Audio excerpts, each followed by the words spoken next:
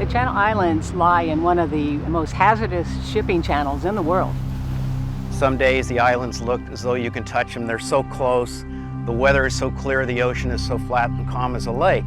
But unpredictable weather out here can change that.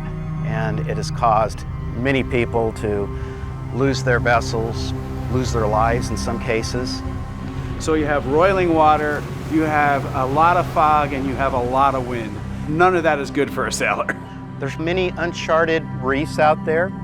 Currents are very strong, especially when they approach the islands.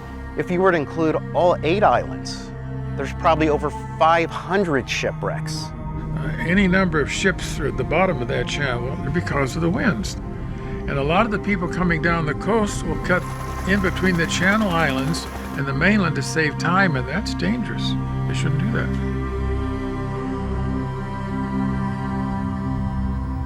I left Aurora, Illinois with 150 head of beef cattle, which we intended to drive to the gold miners in California. After disposing of my share in the venture, I decided to return home by steamer.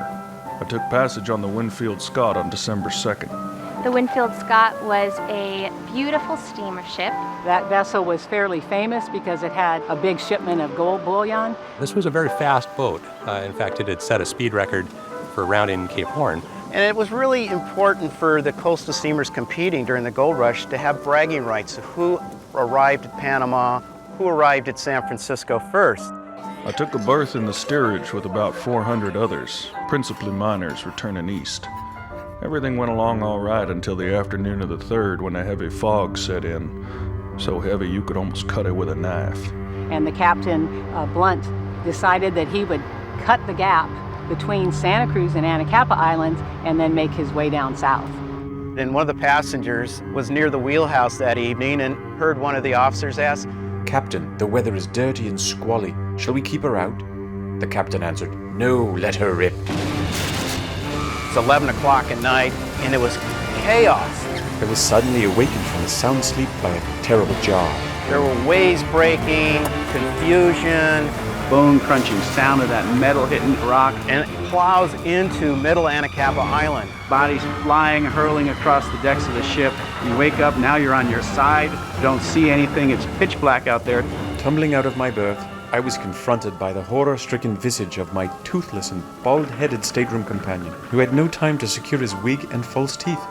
The water in December could be the low 50s, so that would have been a shock. They had pretty good swell action, washing them to shore. The island itself, if you look at it here, it's kind of a fortress. There's no place you can really land or get up onto.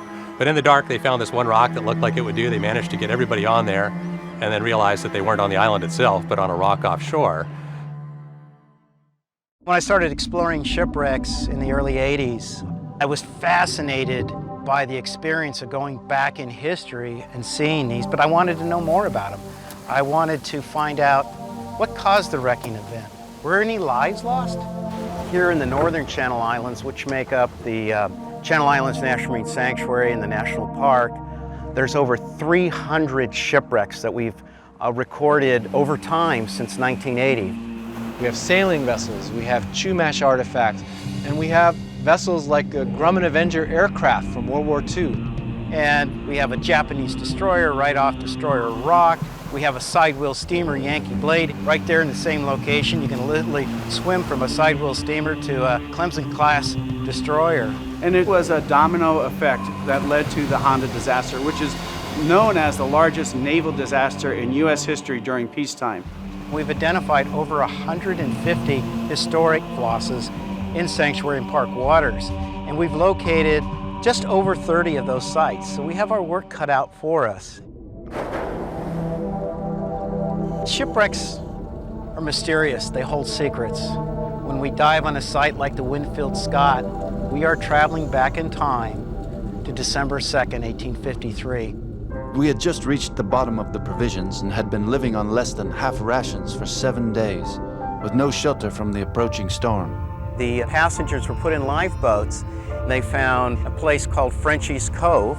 It's not a very large beach, but this is where 500 people made their home for 8 days.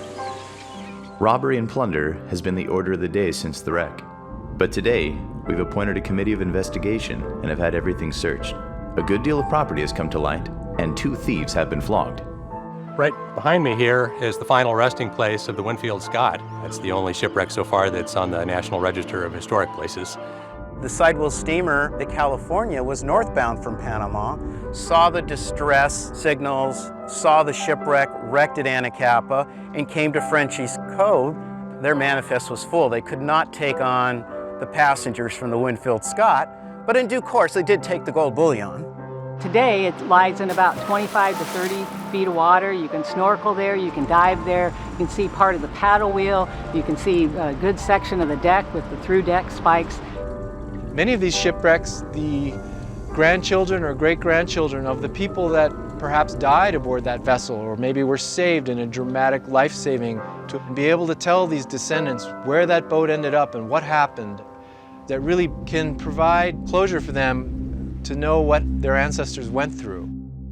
As the captain of the California promised, he came back in 8 days. When asked by hungry ones about provisions, the captain of the California's reply sent a thrill of joy through the crowd. I'm loaded down with everything from a biscuit to an ox.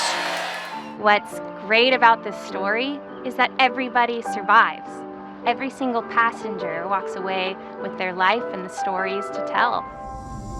The part that's the most exciting about diving here is the antiquity of it, and that after over 150 years, there's still wood down there on the seafloor from the Winfield Scott, that you can reach out and you can touch something that's been down there ever since the gold rush. You know, that to me is just so vivid, you know, to be able to reach down and touch the past.